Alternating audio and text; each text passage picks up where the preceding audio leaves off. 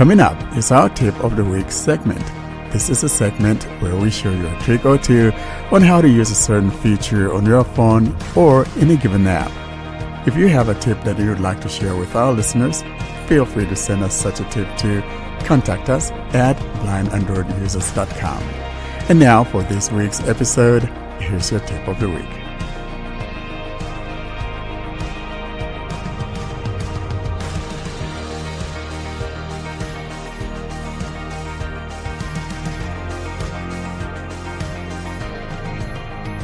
And now to close today's episode is our Tip of the Week as we continue with our miniaturized series on the features found on the Pixel 10.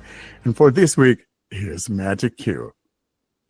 Hi, Warren here for Blind Android Users Podcast.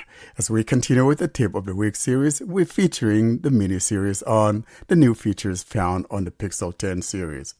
Thus, for this week's episode 250 Tip of the Week, we're demonstrating the Magic Cue.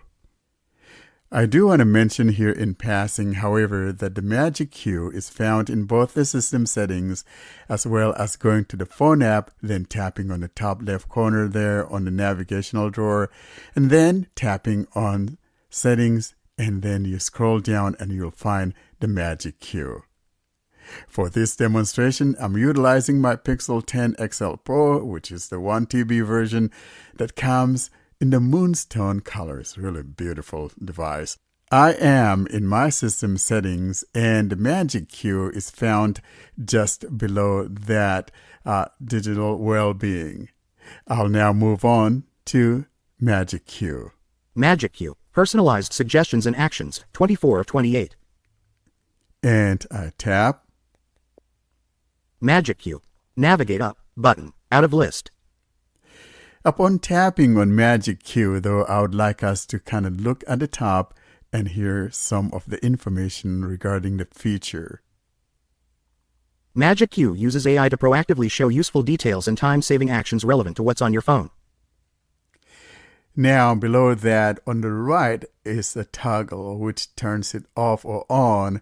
And in order to be able to take advantage of this, it has to be turned on. By default, it's turned on. And so if I move my finger down and to the right, or if you're a swiper, just simply swipe.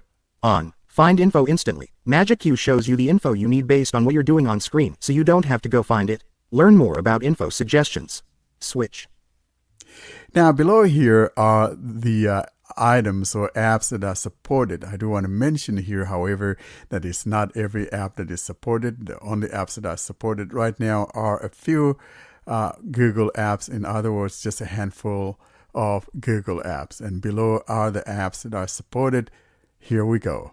On. Finish tasks faster. When you need to finish a task in another app, Magic Cue shows you a link to complete the action. Learn more about action suggestions. Switch. Next.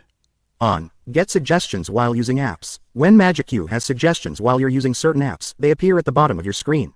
Learn more about suggestions in apps. Switch. Next. Data sources for suggesting info or actions. Next. Use data from specific apps. Choose which apps Magic Cue should use data from. We'll come back to this because it's important. Next. On. Use data from recent screen activity. Allow Magic Cue to review recent screen activity. Learn more about using recent activity data. Switch. Next. On. Use foundational data. Allow the use of foundational data, such as the email and phone number from your Google account. Learn more about using foundational data. Switch. Next. Magic Cue updates. And below that we'll be told as to whether or not it's up to date. Up to date. Next. How it works. That's a heading there, and below that it will tell Magic you. Cue uses AI to offer you personalized suggestions based on your selected data sources, such as recent screen activity and certain Google app data. Next. You choose the apps Magic Cue can use data from in Magic Cue settings. These could include Gmail, Calendar, Keep, and Tasks data from your primary Google account, and contacts, messages, and screenshots data on your device. Next.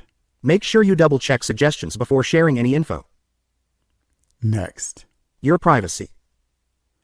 That's a heading. Next. Your Magic Cue app data and recent screen activity are protected in a secure, isolated environment. Unless you choose to share it, that data is kept private. Next. By using Magic Cue, you agree to Google's Terms of Service. AI prohibited use policy, and privacy policy. And that's the last item.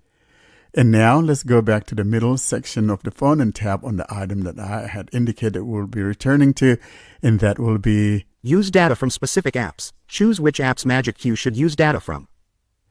In other words, when we tap here, we'll see the different apps that could take advantage of the Magic Queue, and we could choose as to whether or not we want to use them alongside with Magic Queue. So I'll tap here. Use data from specific apps. Navigate up button. We're now in that window, and putting my finger near the top, we've got the following. Choose which apps Magic Queue should use data from when suggesting info and actions. You control how data is shared from apps to power Magic Queue. And below that, on the right corner, is an off-on switch. And On. Use app data. Switch. And now moving on. Apps. Here are the apps that are supported. On. Pixel screenshots. Switch. On. Gmail. Switch. On. Messages. Switch. View all button. And we got View All, and I'm going to tap.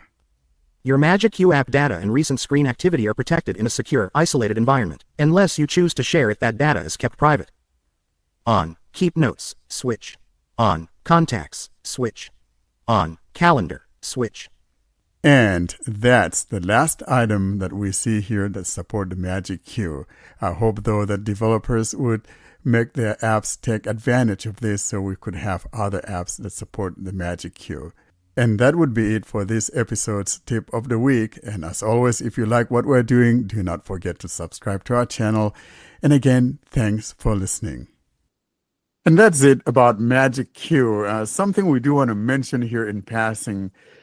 It's sometimes it's a hit or miss, or most of the time it may not even work. So it's one of those things that Google has a good intention, but it may take it a while for it to be working well the way it's intended to. Because John and I have tried it. I swear I tried it once and it worked, and then John and I tried it a couple times with each other, and it did not work. John, you want to? Yeah, I got a recommendation. I got a calendar. So I did see somebody mentions like a date and a time, and there was a button that I could just easily press to add it to the calendar.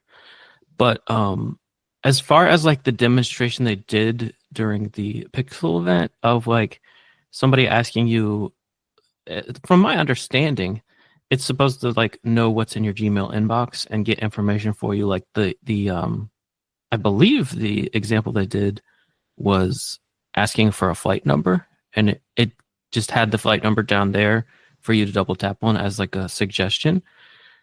And you know, I've tried it a couple of times, you know, asking me from my from my second phone, asking me information that is in my inbox, and it hasn't suggested anything yet. And I haven't noticed it just in regular conversations. Like I said, the only thing I've noticed is it giving me the option to add something to my calendar. Yeah, and then you and I tried sending text messages to each other. I was asking you as to what color or how much you got your Pixel 10 for, and you were asking me as to what color was my Pixel 10 and all of that. It didn't show up because that thing should be in my email, and the intent would be that it will grab that and have it at the bottom and show me what that color was or how much you paid for your device and all of that, but it didn't work.